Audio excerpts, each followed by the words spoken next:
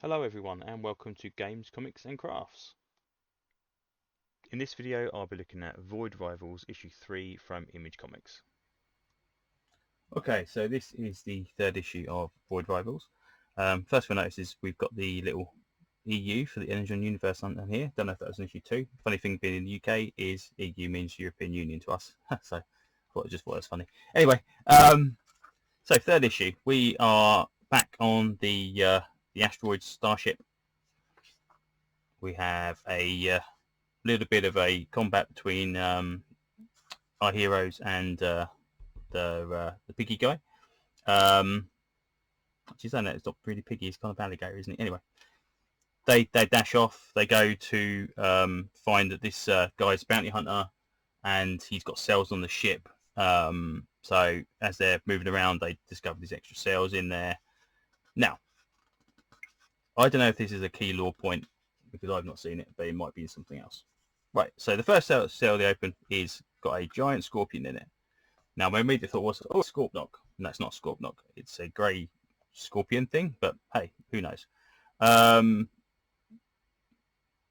managed to defeat that, send it back in the cell, push it back in, and they fight quite together. The hero realizes that the lass from the other planet has started showing some skills off that doesn't seem to signify she's a normal pilot. She's got a little bit more warrior to her, which is okay, fair enough. Anyway, so they managed to fight it off.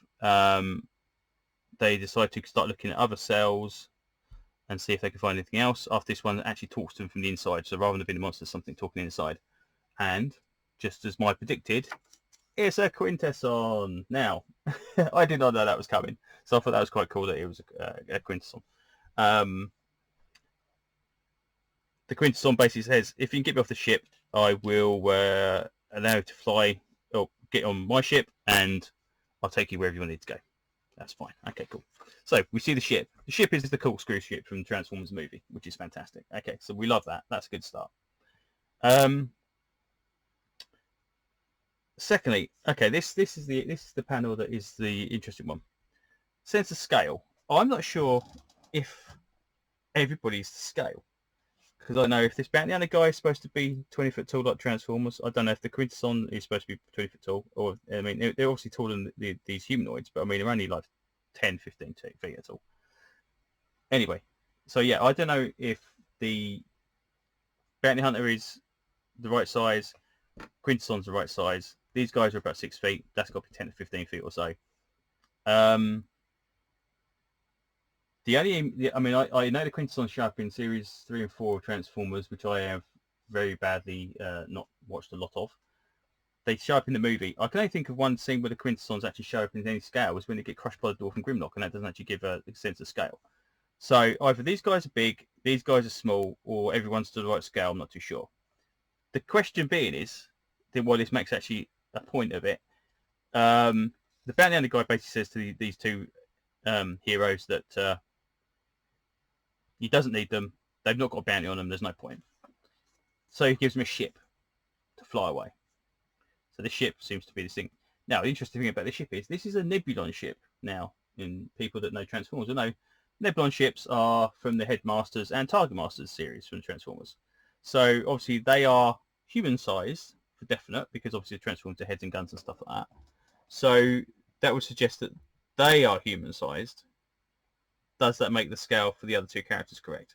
I don't know.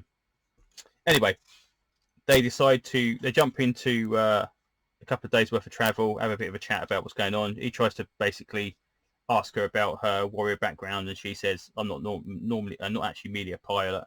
I have other training going on, but she doesn't elaborate apart from that. They manage to make it back to the Great Ring, and they decide the best thing to do is to fire off escape pods to either side of the ring so they can talk to their respective governments. They realise that somebody in both governments is effectively keeping the idea that these two alien races look very, very similar a secret. So they want to speak to their governments to figure out what's going on. So they start gearing up to do that, and then bang, betrayal. The warrior lass basically knocks the guy on his ass. We don't know why. We don't know what she's there for, so we don't know what her mission is. So anyway, that's where it ends. That's the issue over and done with. got here a letters page, which is good. We have a preview Transformers issue 1. So art style, normally I'd say, yeah, okay, I prefer something like the old Dreamwave stuff, a bit more anime style, but actually this works pretty well. I think if you're going to tie it to G.I. Joe, we're going to see some pretty good stuff going on there. The second thing being is this appears to be, according to the letters page, a ongoing series, which means that maybe we're going to see all of the starshipy spacey stuff with Void Rivals, and we're going to see the human stuff with Transformers and G.I. Joe, which is entirely possible. Anyway, so yeah, this seems to be a decent little a book. Yeah, and in its own right, it's very, very cool. As a Transformers fan, it's really, really nice. I'm going to pick this up for a little while and see how it goes. Definitely picking up the G.I. Joe, Duke and Cobra Commander, which I'm assuming are going to be origins of both organisations. Transformers as well. See how it goes. I really hope that's 4 books, 3 books if they get rid of that and put G.I. Joe and Transformers and Void Rivals. 3 books isn't too bad to keep it ongoing. I just really hope they don't do a thing where it's like, buy 77 books because you need to go the story, because that annoys the shit out of me. So I'd rather have it that we want condensed storylines. We don't need the stuff. But I think if they're going to keep these distinct, so we've got Space, Transformers, and then G.I. Joe for Army stuff, and they're going to cross over a little bit all the time, I think it's going to be pretty cool. Anyway, that's enough for me.